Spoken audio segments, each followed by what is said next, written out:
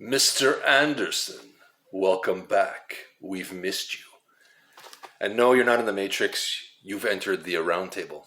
And I'm your host, Steven, and today I'll be talking about Matrix Resurrection, the fourth installment in the Matrix series. This one directed by Lana Wachowski on her own, starring, of course, Keanu Reeves, Carrie-Anne Moss, Yahya Abdul. If I'm saying his name wrong, please forgive me if I'm not. Jonathan Groff, Jessica Henwick, Neil Patrick Harris, and Jaden Pinkett Smith. Where can we go? Let's all agree. I think the first film, The Matrix, in 1999, blew everybody's mind. And I think he became one of Keanu Reeves' iconic roles and made him the superstar that he is. Arguably, the second two installments, I think, didn't live up to a lot of people's expectations. Although over time, I've really learned to love the second installment, thinking it's really good. The third one is still lackluster, in my opinion. It's still good, but it's lackluster compared to the first two. It's been 18 years. Did we need it? I guess every franchise needs a reboot, and this is no exception. I saw it a couple of nights ago. I'm still wrapping my head around it. I think this is another film, like those ones, need multiple viewings to really appreciate it or like it, or I don't even know if you will like it. I don't even know if I like it yet. I know it's not what I expect, and I think that's the saving grace.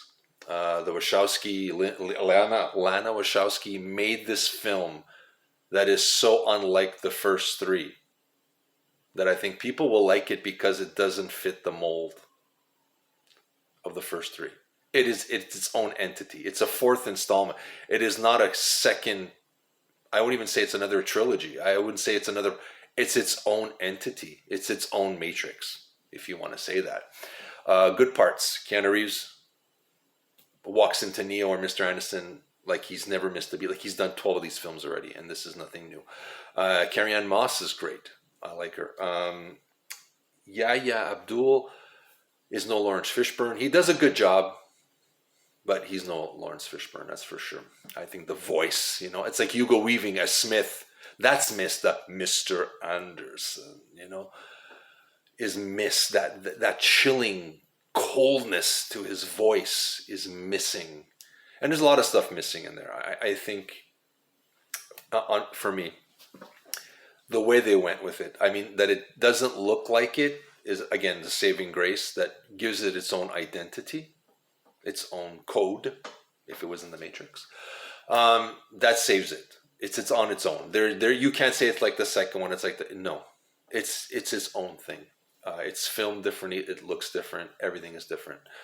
Characters are the same. Neo and Trinity are the same in essence. They haven't changed, which is great. The film is on its own. So I think that's why some people really like it, because it stands literally on its. You cannot say it's a mirror image. There's references, a lot of references to the first one, but it's its own film, and I think that saves it to make it trash. Sorry to say. I think why people don't like it. It didn't fit what we thought it was going to be. After seeing Spider-Man: No Way Home with the fan service, this is kind of like Lana Wachowski was put in a position where you have to make a new sequel to revive the franchise and make money, where you're either doing it or we're getting other people to do it. As even mentioned in the movie that Warner Brothers is going to redo it. They actually mentioned it. So there is this life imitating art in this film, which I think is one of those things that I didn't get at first until now, waiting, letting it ferment a bit. I think that, overall, you can't compare. That's the thing. You can't say, it's like it's as good as the first or the second, or it's not as good. It's its own entity, and I think that's the frustrating thing for the fans now.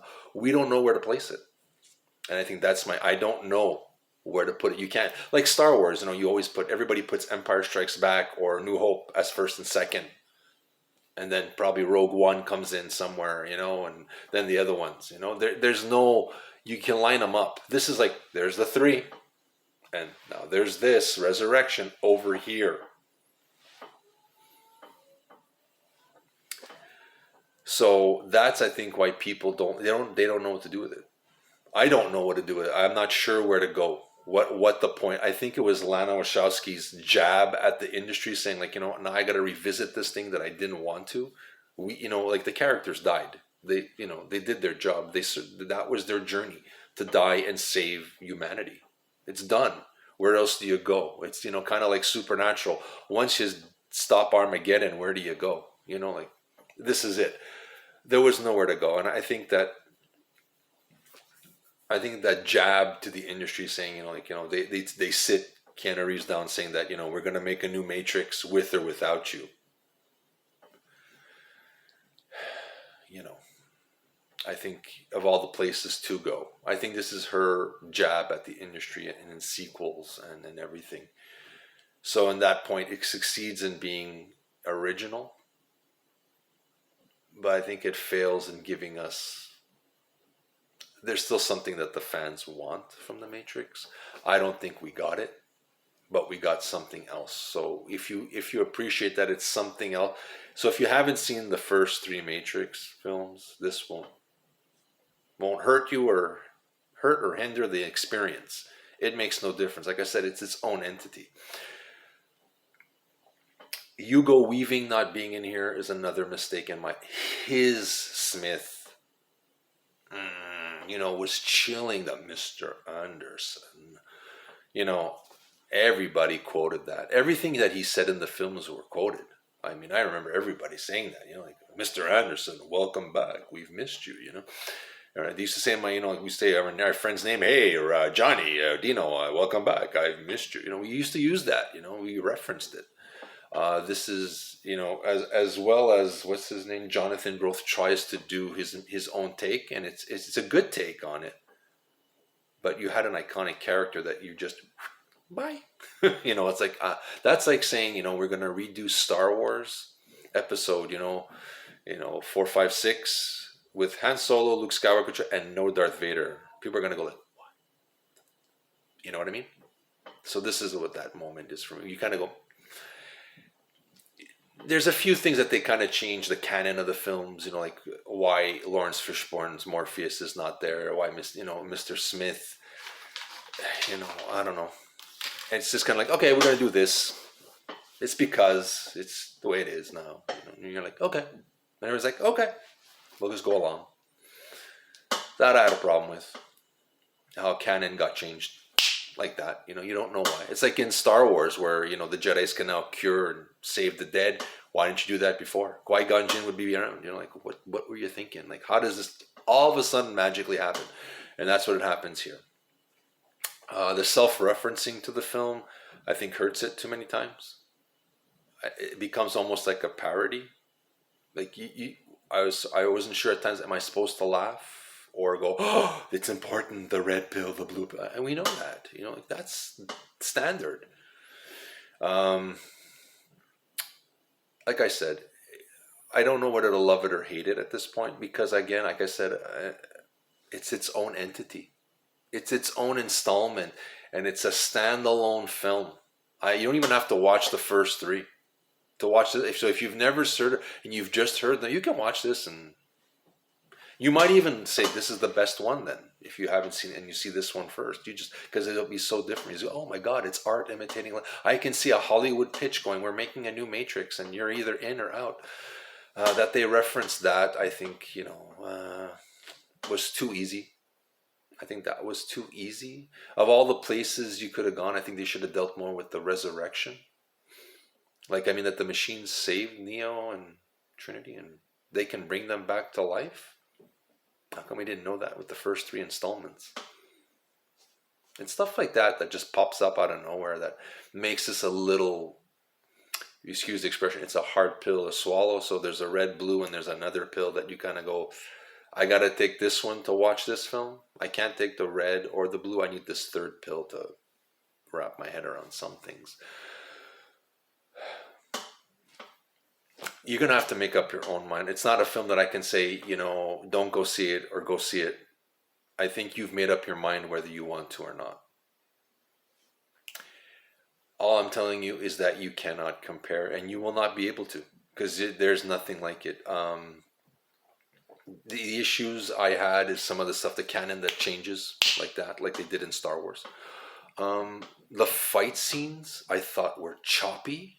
There's nothing exciting. They try. There's a part on the train where you see her in the commercial, so I'm not telling you anything. She's running upside down and shooting. It looked cool on the but you kind of imagine on the big screen, and you're like, eh.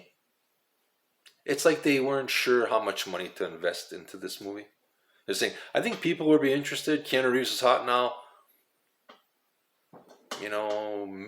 John Wick made this much. We'll give 20% of the John Wick thing and to make it, and we work with that, and go from there. It looked like a made-for-TV movie.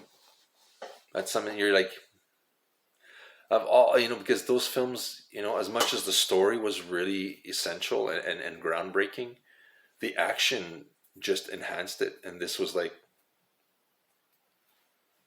okay. Oh wait, I mean, you knew exactly that the Smith character is going to hit a pillar and break it. I went, break the pillar, and my friend's like, you saw this coming like 20 minutes ago. You know where this is going. That's the only thing. It's just really, really choppy. You see it coming. So I don't know. It's going to be, this one I think is going to polarize the fan base for sure. And I think it is. So far, the reviews are mixed. Mine's in the middle, that I'm going to have to watch this another 3-4 times and decide from there. But again, it's nothing. It's a film you can't compare. You can't compare it to the first three. You can't say it's better than the first. It's better than the third. It's nothing like them. Good performances. I think everybody you can see was realizing the weight of this. I think Lana Wachowski kind of made this a personal agenda, breaking away from what I think the minimal fan expectation would have been, and making it its own thing. So making it its own thing will either reinvigorate some of the fans saying, wow, it's original in the sense that it's not like the first three, but the long-term fans go, look, there's nothing in there that made me happy to see them. Like, it's just the fourth installment. So you're going to be on either the fan. You're going to go, oh, wow, because it's so original. It's on its own. And there's going to be the side that's going to go, like, there's nothing. There's no fan service. I waited 18 years for this. Like, that's where I think the reviews are being mixed. We didn't know what to expect. And I think we got a different beast altogether. So you know what? If you want to take that blue pill, go back and revisit The Matrix. It's at your own risk. You're either going to love this or hate it. Right now, I think I'm at a point where I'm indifferent. I saw it. I think I dozed off at one point because I was not invested. And that's scary. But I'll watch it again to make sure that, maybe there was just too much for me, or maybe in the back of my mind there was too much expectation on it. Maybe it didn't dawn on me yet. With that saying, the performances are solid. And if you want a sequel that is somewhat original, this is it. If you expect a lot of fan service, so it's, again, I'm going to do like in The Matrix. You got two pills to choose. See it, don't see it.